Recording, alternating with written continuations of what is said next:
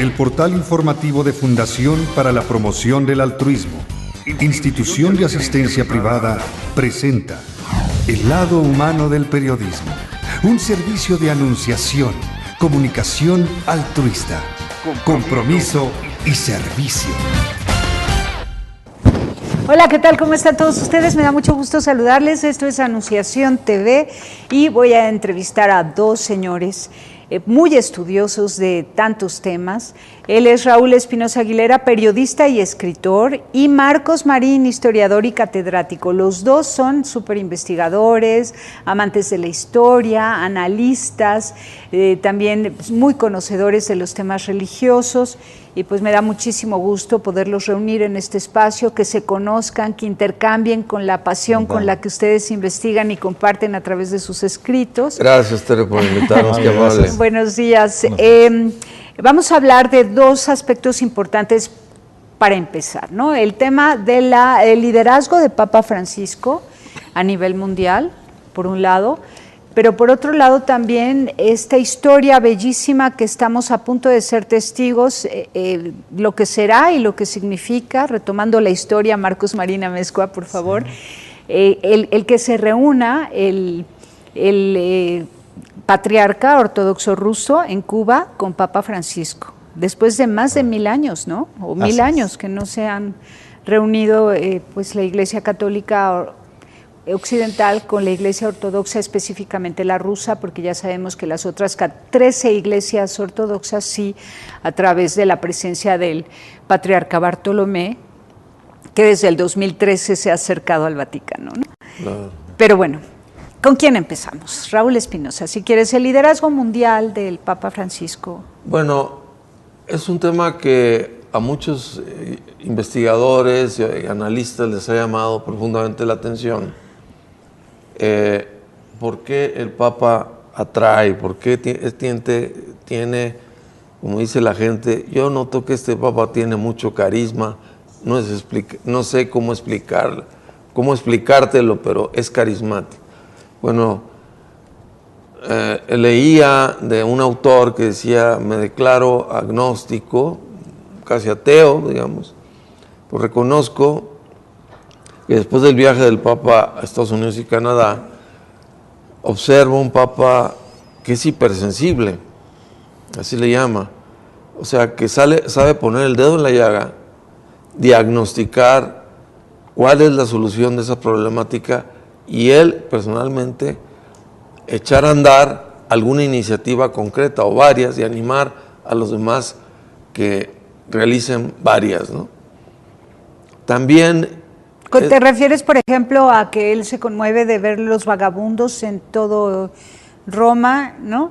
No, por ejemplo, a los alrededores del Vaticano, sí, y manda poner un hospicio para ellos, por ejemplo, o que si nos ha dicho la mejor manera de predicar es con el ejemplo. Yo diría, dice el Papa, casi es la única. Y él nos pone el ejemplo y se va a un comedor que está ahí junto a una casa de asistencia, junto al Vaticano, come modestamente y después de la primera vez que lo sorprendió porque nadie lo esperaba, dijo el Papa, qué buena idea, voy a venir con mucha frecuencia para que me platiquen de los problemas reales que tienen ustedes, que no les alcance dinero para vivir, que el hijo que está enfermo, que aquel otro me quiere comentar la alegría porque su hijo ya se recibió, tal. Pero hipersensible me refiero, por ejemplo, la encíclica Laudato Si, bueno, ahí estaba en la mesa el tema, parecía que Estados Unidos no quería entrarle al tema, los otros países sí. De pronto dice el Papa, ya basta, o sea, no podemos dejar a las siguientes generaciones, allá ellos que solucionen un problema que ya nos desbordó. Y él escribió una encíclica donde demuestra sus conocimientos de química, de ciencia, y además propone cosas, es decir, tenemos que cuidar la obra del Creador. O sea. Claro, porque para quienes no sepan, Papa Francisco se tituló como ingeniero químico antes de ingresar al seminario. Sí. Luego es muy innovador. hasta emplea argentinismos. Cuando fue a Brasil, les dijo a los jóvenes, jóvenes, armen lío. Que el argentinismo consiste en decir, organícense, planeen, pónganse metas y láncense a realizar trabajos en bien del prójimo, pero con dinamismo, con eficacia, ¿no? O sea, y lo bonito que a mí me ha gustado ver y observar es que ya en los 5 continentes, aquí en México, me decía un sacerdote que está al sur de la Ciudad de México, en una parroquia, que llegan jóvenes así como en brigadas, venimos de tal universidad y queremos ir a esos lugares más pobres que usted nos recomiende, en qué podemos ayudarle. O llegan empresarios a decir, oiga, esto que dice el Papa, que tenemos que salir de la esfera de confort y el bienestar, pues en qué podemos ayudar, ¿verdad? Para ayudar, auxiliar a estas personas. También es muy innovador y creativo, porque a los mismos sacerdotes religiosos, párrocos, les ha dicho, bueno, no estén guardaditos ahí, ¿no? En las sacristías, hay que salir, hay que palpar. A mí me encantó una frase que usó, dice, yo quiero pastores con olor a oveja. Sí. No sé si ustedes han ido al campo y a platicar con los pastores que tienen a sus ovejas, y efectivamente es muy penetrante el olor, pero y hasta las llaman por sus nombres, ¿no? Cada una tiene, Pinta, Brinca, tal. Bueno, lo que el Papa se refiere es que se compenetren de la zona de su demarcación, quienes están enfermos, quienes tienen enfermedades incurables, niños abandonados. Sí, que sean verdaderos, Sí, que no tengan miedo tampoco de salir a predicar, a salir a mostrar el rostro de Cristo, sino que sean valientes, humildes, generosos y sean auténtico reflejo de Cristo, como lo es Papa Francisco. Pero además de que lo predica, lo enseña, les enseña el cómo. Les enseña el cómo. Les enseña el cómo, eso es muy importante. Lo atractivo. A mí cuando lo eligieron, aquella noche inolvidable, estaba sentado junto con un sacerdote uruguayo que vivió muchos años en Buenos Aires y lógicamente conoció al cardenal Bergoglio. Y dice, cuando ya salió a la tribuna y lo anunciaron, dijo, de este Papa se va a oír hablar muchísimo, ya verás. ¿Por qué? Hombre, en Buenos Aires nunca usaba transporte en su coche, un coche de lujo jamás. Nunca iba a restaurante de lujos. Siempre lo encontraba en el metro, en camión de autobuses, y si le decía una señora, oiga, fíjese que mi sobrina está aquí en la siguiente manzana y está enfermita, me bajo a atenderla, pero no tiene usted una cita, que espere el de la cita, primero está su sobrina. Sí, ¿no? Muy bello. Cosas como esas. Bueno, ¿no? tan hermoso Papa Francisco que ha conmovido hasta a un patriarca ortodoxo ruso, ¿no? Claro. Que lo ha conmovido, que se van a reunir en Cuba y que esto también es un signo de esperanza para el mundo entero y para la unidad de los cristianos. ¿Por qué no nos platicas un poco de la Iglesia ortodoxa, su diferencia con la Iglesia católica? ¿Y cómo se organizan estas 14 iglesias y por qué la rusa no había dado su asentimiento a la cercanía que ya tenían las otras 13 con el Vaticano? Claro que sí, la Iglesia Ortodoxa rusa toma su nombre de esta palabra, la ortodoxia, que desde su punto de vista supone el apego correcto a la enseñanza de la palabra divina. Ahí está entonces su afinidad con Papa Francisco, porque Papa Francisco más que las normas tiene apego al Evangelio. Al Evangelio originario, ¿verdad? Al espíritu originario de la norma. La ortodoxia a su vez reclama una serie de valores que considera que los conserva de una forma mucho más pulcra que el resto de las denominaciones cristianas. El origen de la ortodoxia rusa es muy interesante porque son los herederos de Constantinopla y por lo tanto de la Roma de Oriente. Cuando la Roma de Oriente cayó en manos de los turcos en 1453, los patriarcas cristianos de Constantinopla fueron acogidos por Moscú. Esto hizo que, por ejemplo, el zar Iván llamara a Moscú la tercera Roma y sentenció: no habrá una cuarta, con lo cual cerraba la posibilidad a que incluso la ortodoxia pudiera escapar o pudiera zafarse buscando una nueva sede episcopal como tal. Eso es como por un lado. Pero 500 años antes se había producido una ruptura con la Iglesia de Roma que desde luego tenía un tema o diversos temas de fe.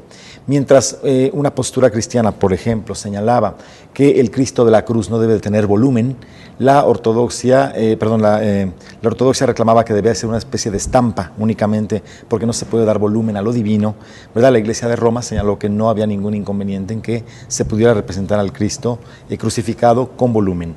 La Iglesia ortodoxa reclama, por ejemplo, o exalta más al Cristo triunfante resucitado, es lo que más predomina en su iconostasio, como le llaman.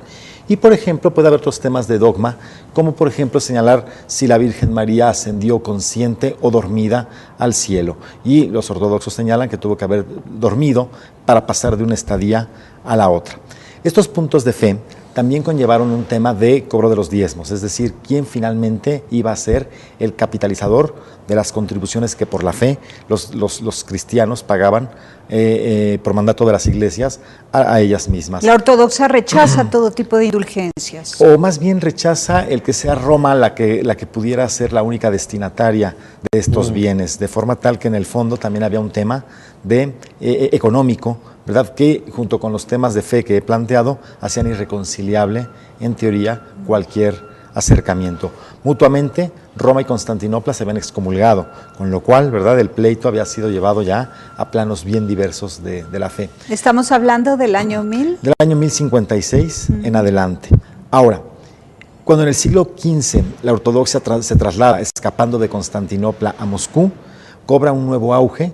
El cristianismo ruso retoma una serie de valores de esto que se llama los paleocristianos, es decir, los cristianos originarios, en el sentido de ciertos valores que se consideran mucho más llevados o más apegados a la norma, y el zarismo se va a encargar de que la Iglesia ortodoxa tenga una gran preeminencia, porque finalmente la relación del trono y el altar pues siempre ha existido como quiera que sea. Durante el zarismo, la Iglesia ortodoxa se expandió sobre Siberia, llegó hasta Alaska. Hace unos años el patriarca de Moscú visitó Alaska para visitar a los fieles que todavía de herencia rusa siguen viviendo en ese estado de los Estados Unidos, que fue el país que compró Alaska a Rusia en 1867. Es posible que la presencia del patriarca en Cuba provenga de la era soviética, porque si bien había un ateísmo oficial, los rusos entraron a Cuba en buena medida a partir de su nexo durante la era socialista, y es posible que de ahí venga esta presencia de fieles ortodoxos en la isla de Cuba. Ah, ya. ¿Y cuál podría ser el tema entre Papa Francisco y el patriarca ortodoxo ruso? Sé que hay algunos ortodoxos de Rusia, en Ucrania, que están admitiendo y reconocen a Papa Francisco como el supremo de la Iglesia Católica, sea ortodoxa o sea maronita, occidental o como sea, y admiten que el Papa Bartolomé pues lo visite en el Vaticano y que estén juntos, ¿no?, haciendo presencia en eventos importantes, en acontecimientos religiosos importantes, y creo que eso había disgustado al patriarca ortodoxo ruso, o preocupado al menos, que se estuvieran yendo muchos ortodoxos rusos a la Iglesia Ortodoxa de Ucrania, y que sí da su asentimiento a Papa Francisco. Pero vamos a un corte y seguimos platicando. Volvemos.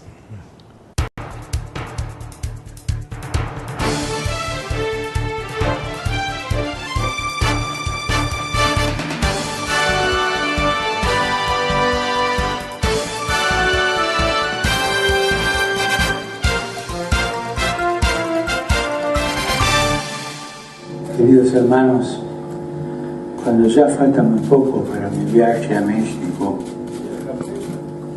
estoy contento. Quítale la flecha, por favor. Una gran alegría. Siempre tuve un recuerdo especial en mi oración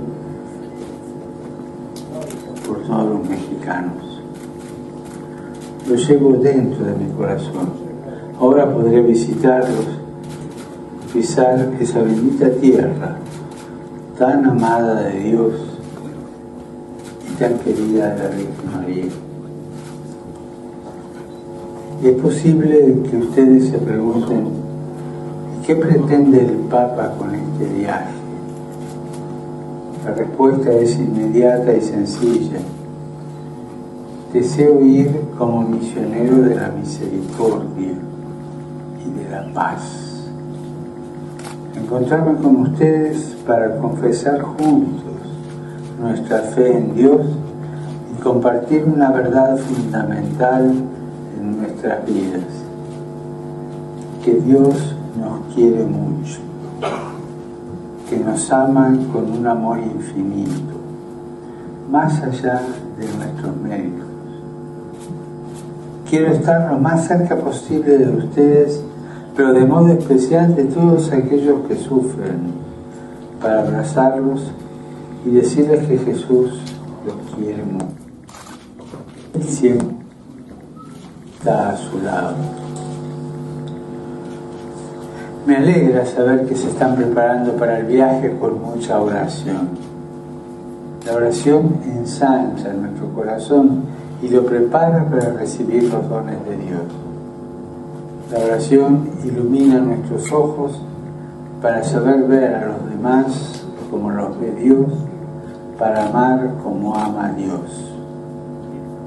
Les agradezco mucho que recen también por mí, que lo necesito.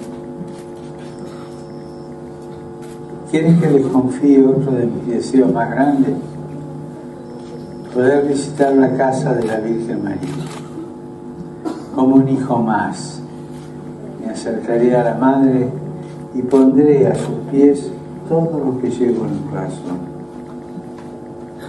Es lindo poder visitar la casa materna y sentir la ternura de su presencia bondadosa. Allí la miraré a los ojos y le suplicaré que no deje de mirarnos con misericordia, pues ella es nuestra Madre del Cielo. A ella le confío desde ahora mi viaje y a todos ustedes, mis queridos hermanos mexicanos. Que Jesús los bendiga y la Virgen Santa los cuide.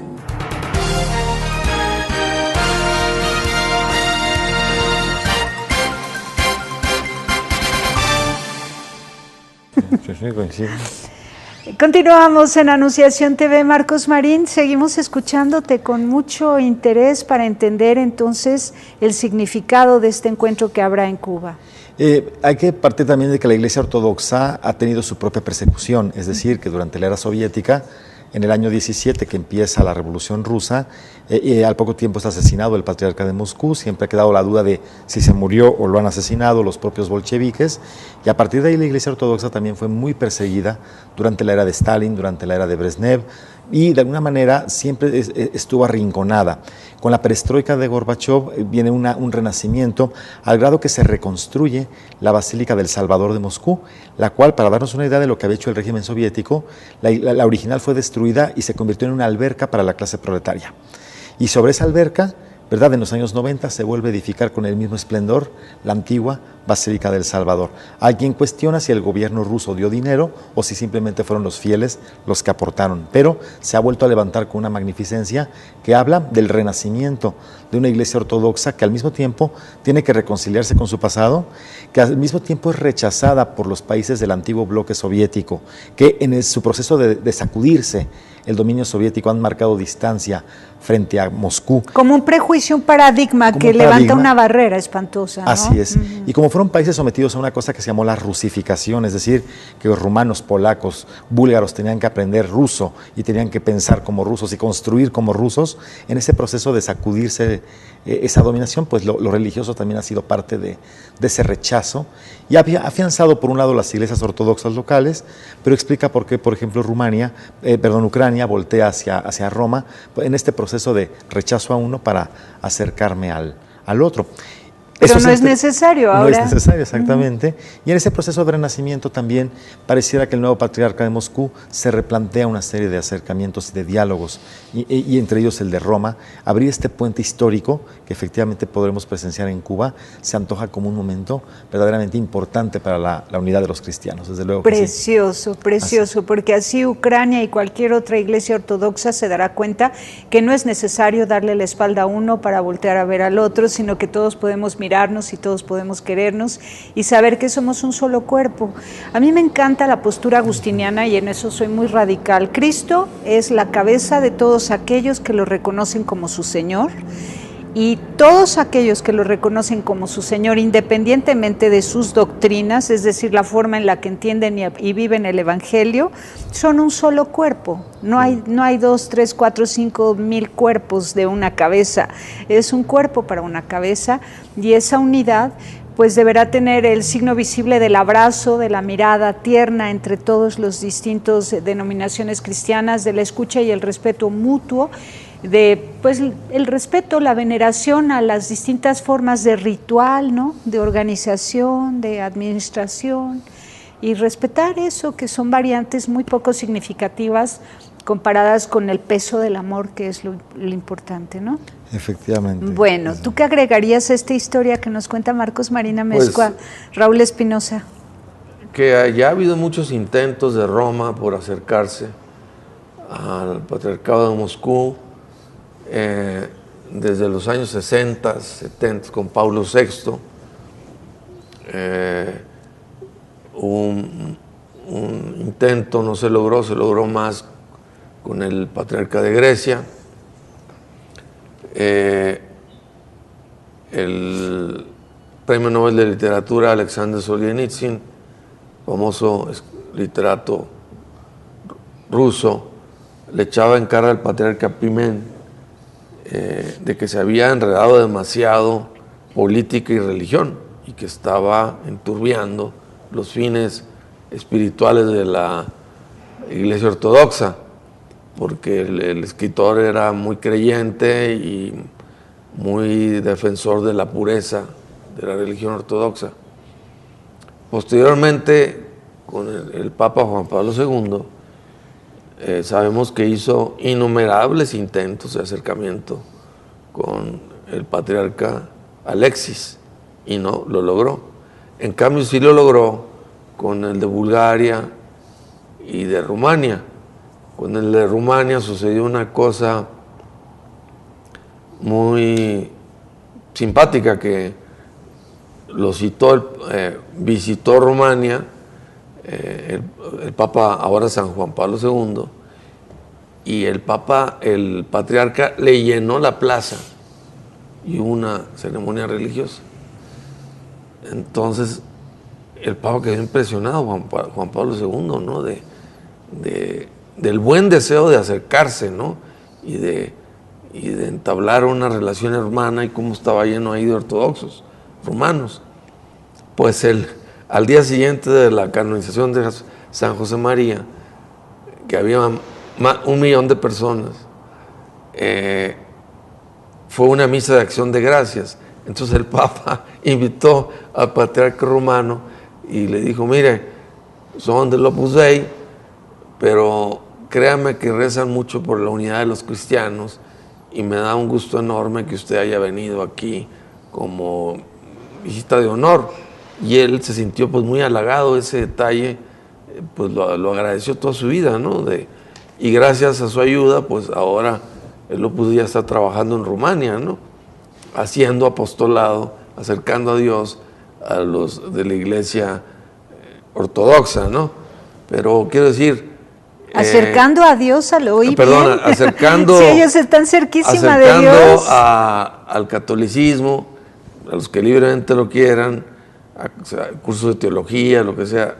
Compartiendo. Compartiendo. Cursos y tal. Y los otros les pasan toda su cultura, su tradición, etcétera, ¿no? Qué bonito. Ahora bien, qué interesante es que el encuentro sea en Cuba. El Papa acaba de estar en Cuba. Cuba se abrió desde Juan Pablo II, luego Benedicto XVI y ahora el Papa Francisco, de una manera que yo decía, ¿qué irá a pasar aquí? Porque el Papa Francisco es muy claridoso y estuvo de lo más cordial dialogando con Fidel Castro. Yo, ¿qué actitud irá a tomar Fidel Castro? Pensaba, ¿no? Que estaba allá internado en su residencia. Bueno, lo estuvo escuchando como si fuera su abuelito, así, boquiabierto, interesadísimo por todo lo que le decía el Papa Francisco. Y Raúl Castro, al pie de la escalinata del avión, lo recibió y lo despidió. Y me llamó la atención un detalle, no sé si tú te diste cuenta.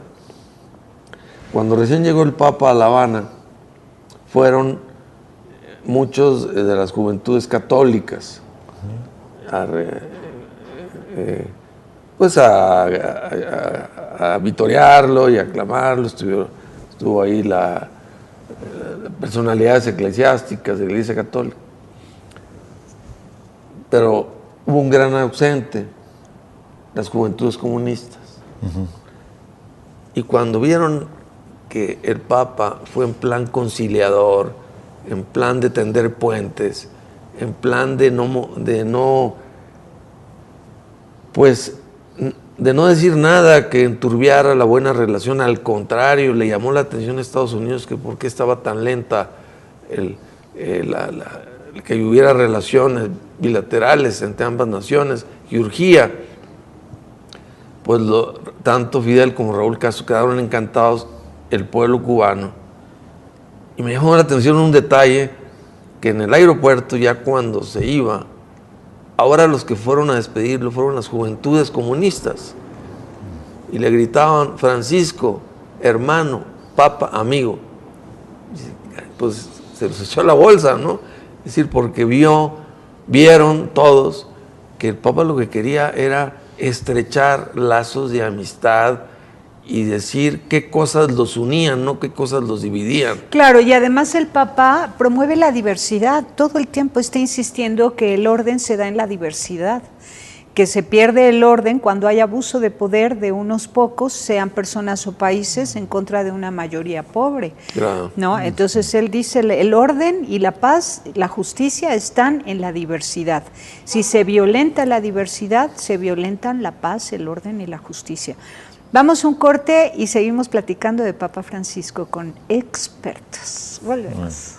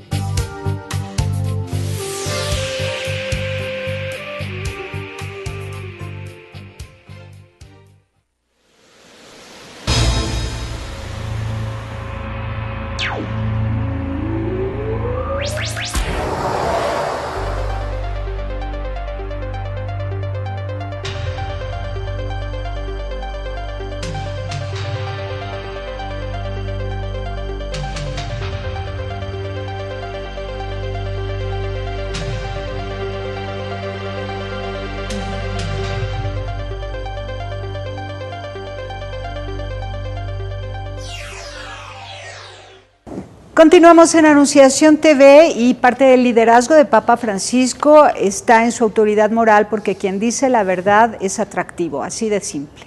Todos aquellos que buscan la verdad y la encuentran en alguien que la pronuncia dicen justo eso es lo que yo tenía en la punta de la lengua. Y hay afinidad. Hay afinidad porque todos celebramos cuando encontramos la verdad y cuando hay un hombre valiente que la dice, que la promueve, un hombre valiente que denuncia todo aquello que atenta contra la verdad y la justicia, pues la gente pone su corazón ahí, ¿no? Yo apuesto por eso. Laudato Si es una carta que interpela a quienes no quieren ver la verdad y que les reta a la conciencia para que la despierten y actúen en favor de la justicia social a nivel mundial, a nivel local y a nivel mundial. De hecho, hoy se van a reunir a comer las cúpulas empresariales de la República Mexicana este 9 de febrero para analizar Laudato Si, para pensar juntos qué respuesta y con qué cara van a recibir a Papa Francisco si están dispuestos a renunciar a sus propios intereses para pensar en el bien común. Claro. Entonces, el liderazgo mundial de Papa Francisco es un liderazgo para con esa mayoría que reconoce la verdad, pero estas élites globales, ¿no? O la élite global, porque se conocen entre sí, el 20% de la población que acapara pues todos los bienes de la tierra, ¿no? Sí. Dejando migajas al resto de la población, se conocen, tienen un plan, tienen un plan que tienen que acabar con él porque va en contra de todo lo que es la verdad. Y la justicia y la paz. Entonces, ¿qué me dices, hablando del liderazgo de Papa Francisco, con respecto a sí, confrontándolo con el Tratado Transpacífico y con los transgénicos que están inundando buena parte del planeta, convirtiendo en esclavos a los campesinos que tendrán que comprar semillas estériles para sembrar aquello, porque sus campos quedan infértiles para otro tipo de semillas naturales y originarias? Bueno, sin duda alguna yo diría que Laudato Si tuvo el efecto de una bomba atómica desde el punto de vista de tomar conciencia, que las naciones poderosas del mundo tomaran conciencia de la urgencia, de la importancia del problema ecológico. El Papa se detiene al principio analizando todo el trastorno que ha ocurrido en ríos, mares, en manglares, en campos, los abusos que han ocurrido, los cielos, la atmósfera, las enfermedades, todas las consecuencias, ¿no? Aquí en México pues somos testigos de migraciones, pero no son casuales las migraciones. Me decía una señora ecuatoriana, yo vengo de la sierra ecuatoriana, ¿y sabe por qué? Venía con 8 meses de embarazo, iba rumbo a Estados Unidos. Me he arriesgado porque resulta que con todo este trastorno climático se secaron los ríos, ya no llueve en Ecuador como antes y verdaderamente entró una hambruna en mi país. Así que nos estamos jugando la aventura de ir a los Estados Unidos. Tengo un hermano que ya llegó, consiguió trabajo y nos mandó llamar, que nos va a conseguir trabajo, pero estábamos muy contentos en nuestra tierra, dice, pero tuvimos que dejarla por todo este trastorno ecológico, me digo, que ha ocurrido. Y eso lo vemos en diferentes puntos del orbe. Ese subrayar y ponerle énfasis, pues el Papa con gran valentía y energía lo expuso ante el Congreso de los Estados Unidos, en presencia del presidente Obama y los legisladores. Y eso fue una fuerte sacudida a la conciencia, que es el país más poroso de la tierra, curiosamente los que más se han opuesto a hacer pactos en bien de la ecología para resolver este problema, porque como tú decías, Tere, hay demasiados intereses en ese capitalismo salvaje, pues que les va a obligar a sus desechos industriales, pues tratarlos para que no afecten a ríos, a mares, etcétera, que no llegue el agua turbia a las tierras agrícolas, todo este trastorno que está causando.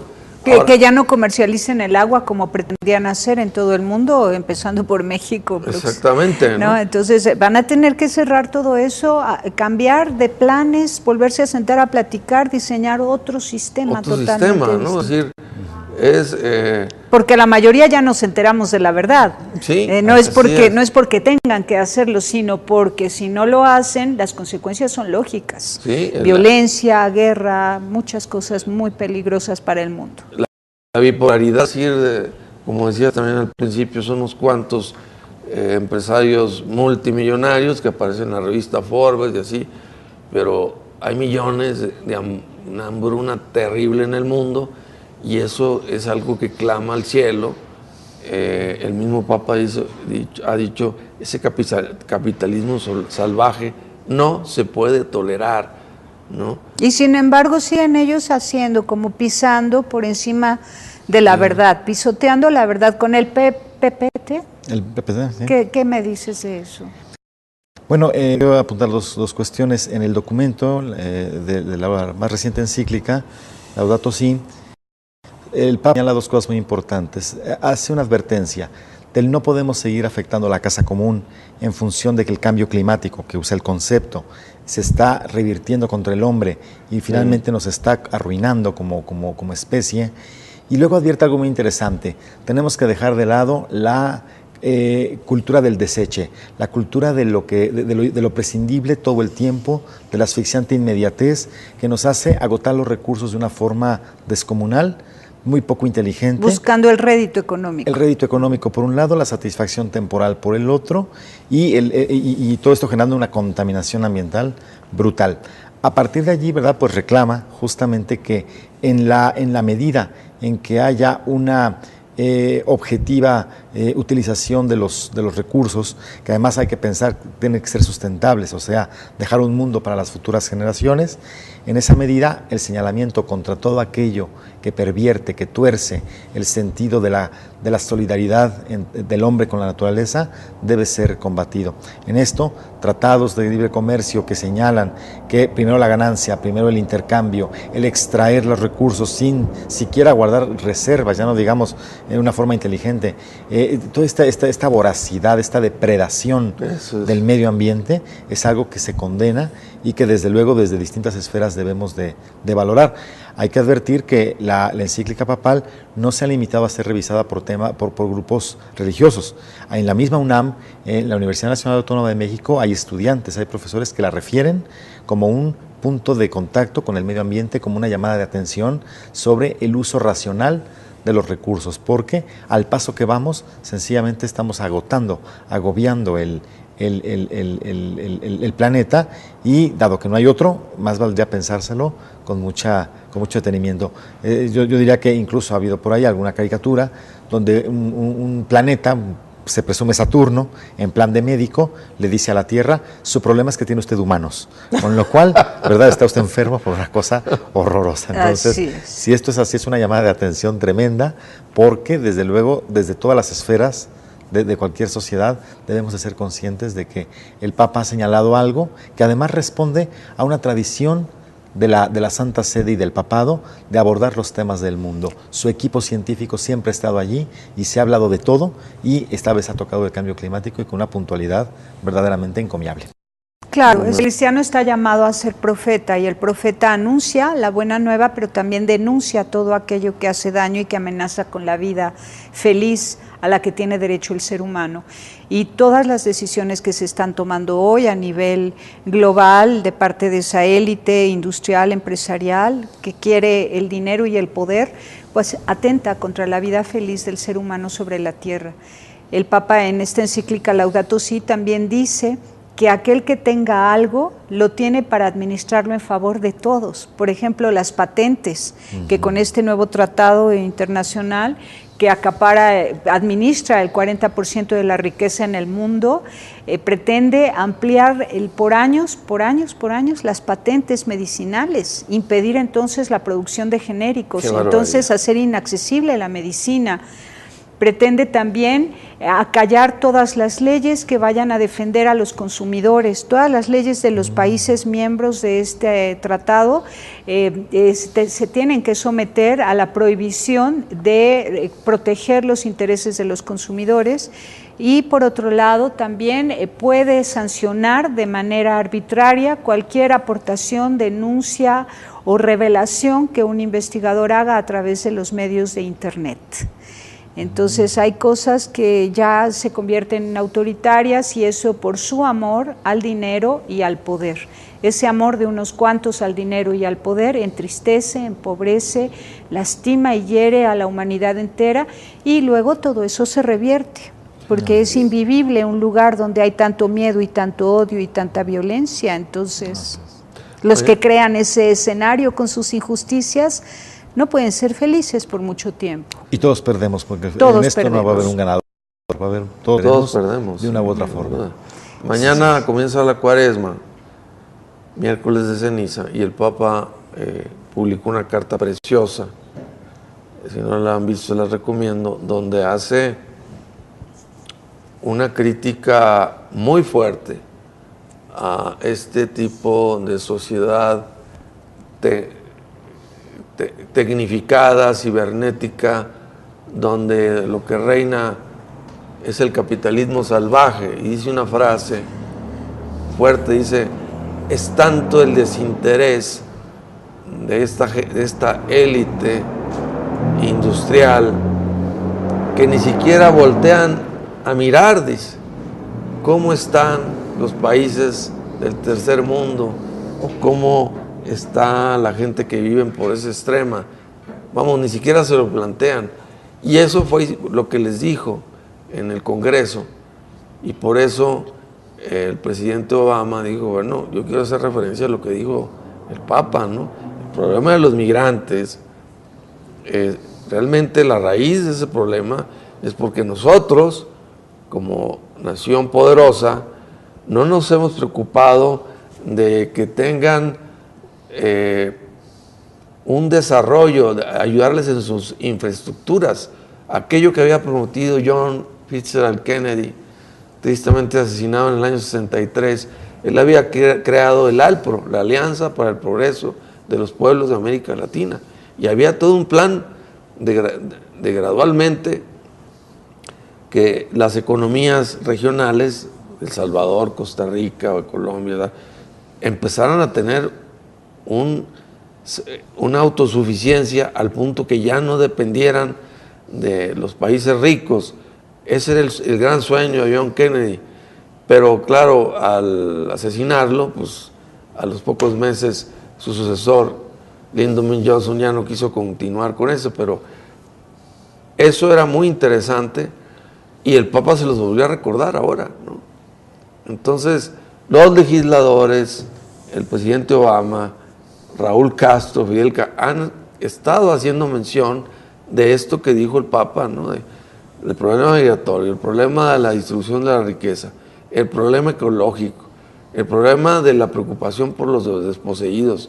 Es decir, por eso digo yo, se ha vuelto un líder mundial, carismático y punto de referencia. Me da mucho gusto que dices que en la misma UNAM, la Laudato Si, esté ya siendo estudiada, sí, ¿verdad? Es decir, entonces quiere decir que aquí ya no hay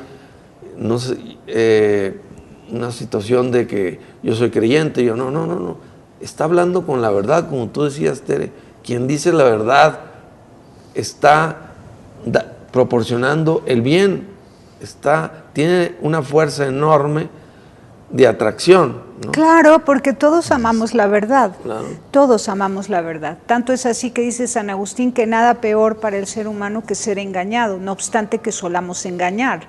Pero todos amamos la verdad, tanto que el que miente, dice San Agustín, no ignora la verdad, la sabe. Claro. Entonces el ser humano tiende a la verdad y cuando la ve ahí y cuando esa verdad que se pronuncia es aquello que nos va a garantizar, si lo cumplimos, si lo abrazamos, la felicidad a todos, pues por supuesto que queremos estar ahí con quien va por la verdad que nos va a hacer felices.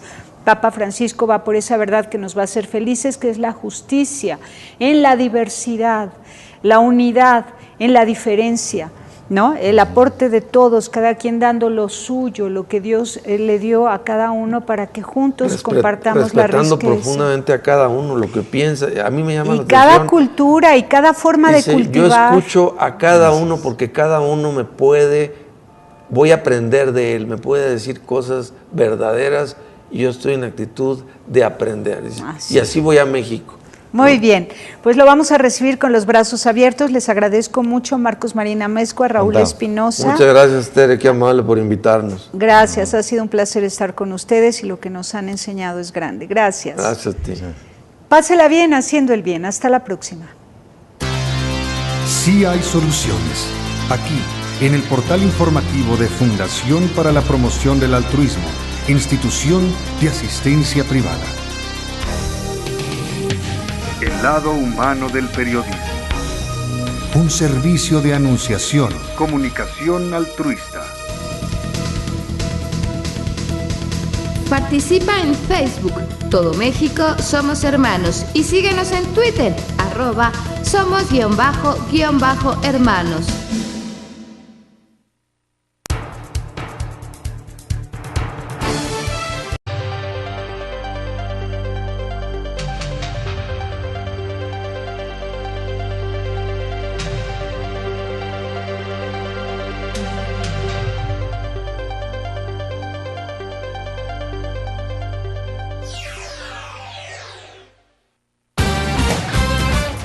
El portal informativo de Fundación para la Promoción del Altruismo, Institución de Asistencia Privada, presenta El lado humano del periodismo. Un servicio de anunciación, comunicación altruista, compromiso y servicio. Hola, ¿qué tal? ¿Cómo están todos ustedes? Me da mucho gusto saludarles. Esto es Anunciación TV y voy a entrevistar a dos señores muy estudiosos de tantos temas. Él es Raúl Espinosa Aguilera, periodista y escritor, y Marcos Marín, historiador y catedrático. Los dos son súper investigadores, amantes de la historia, analistas, también muy conocedores de los temas religiosos, y pues me da muchísimo gusto poderlos reunir en este espacio, que se conozcan, que intercambien con la pasión con la que ustedes investigan y comparten a través de sus escritos. Gracias, Tere, por invitarnos, qué amable. Buenos días. Vamos a hablar de dos aspectos importantes para empezar, ¿no? El tema del liderazgo de Papa Francisco a nivel mundial, por un lado, pero por otro lado también esta historia bellísima que estamos a punto de ser testigos, lo que será y lo que significa, retomando la historia, Marcos Marín Amezcua, por favor, el que se reúna el patriarca ortodoxo ruso en Cuba con Papa Francisco, después de más de 1000 años, ¿no? O 1000 años que no se han reunido pues la Iglesia Católica occidental con la Iglesia Ortodoxa, específicamente la rusa, porque ya sabemos que las otras 13 iglesias ortodoxas sí, a través de la presencia del patriarca Bartolomé, que desde el 2013 se ha acercado al Vaticano, ¿no? Pero bueno, ¿con quién empezamos? Raúl Espinosa, si quieres, el liderazgo mundial del Papa Francisco. Bueno, es un tema que a muchos investigadores y analistas les ayuda que solucionen un problema que ya nos desbordó. Y él escribió una encíclica donde demuestra sus conocimientos de química, de ciencia, y además propone cosas, es decir, tenemos que cuidar la obra del Creador. O sea, claro, porque para quienes no sepan, Papa Francisco se tituló como ingeniero químico antes de ingresar al seminario. Sí. Luego es muy innovador, hasta emplea argentinismos. Cuando fue a Brasil, les dijo a los jóvenes, jóvenes, armen lío. El argentinismo consiste en decir, organícense, planeen, pónganse metas y láncense a realizar trabajos en bien del prójimo, pero con dinamismo, con eficacia, ¿no? O sea, y lo bonito que a mí me ha gustado ver y observar es que ya en los 5 continentes, aquí en México, me decía un sacerdote que está al sur de la Ciudad de México, en una parroquia, que llegan jóvenes así como o que si nos ha dicho la mejor manera de predicar es con el ejemplo. Yo diría, dice el Papa, casi es la única. Y él nos pone el ejemplo y se va a un comedor que está ahí junto a una casa de asistencia, junto al Vaticano,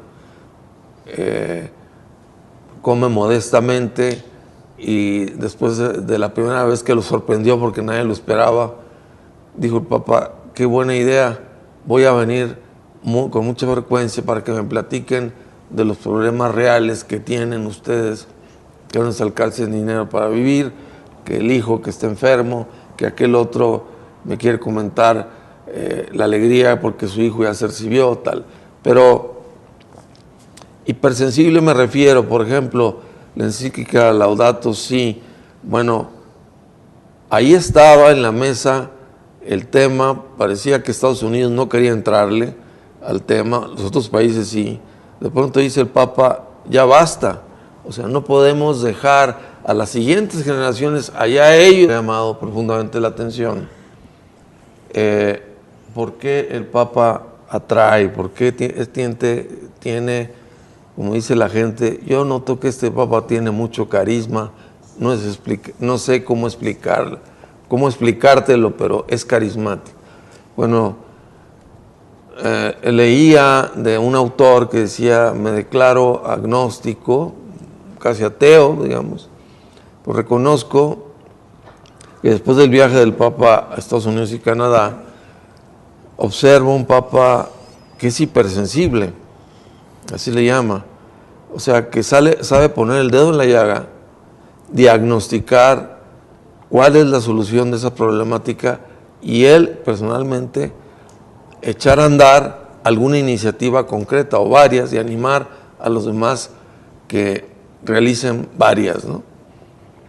También... ¿Te refieres, por ejemplo, a que él se conmueve de ver los vagabundos en todo Roma, ¿no? En no, torno por ejemplo, a los alrededores del Vaticano, sí, y manda a poner un hospicio para ellos, por ejemplo,